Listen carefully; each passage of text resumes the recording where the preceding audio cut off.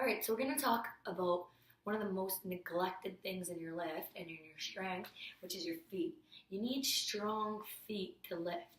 When I'm lifting weights, all my force production is going through my body and into my feet, which are planted on the floor. Now, oftentimes I'll cue, push through your heels, drive back into your heels. That doesn't mean this. That doesn't mean that the toes are lifted or the balls of the feet are lifted or I'm balancing back here. It means that I have full contact with the floor, okay? So when I'm lifting, I want my toes spread and gripping the floor, pushing through the ball of my foot and my heel. The only really thing that should be lifted off the floor is my arch. Okay, so we're gonna practice a drill here. All I want you to do is spread and wiggle those toes, grab onto the ground, try to cup the ground and pull the floor towards you. That's gonna help lift your arch and strengthen the foot.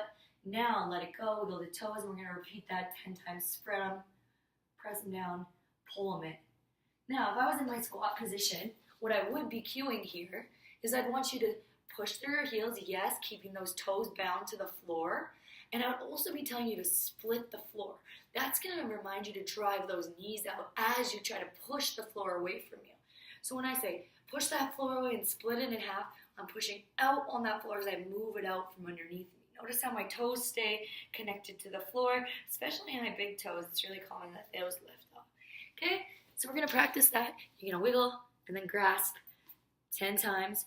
Those toes should move like your fingers do.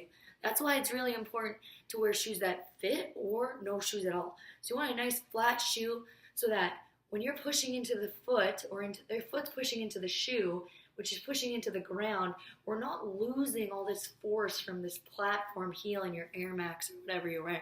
So it needs to be nice and flat, and you need to be able to wiggle your toes in your shoes, all right?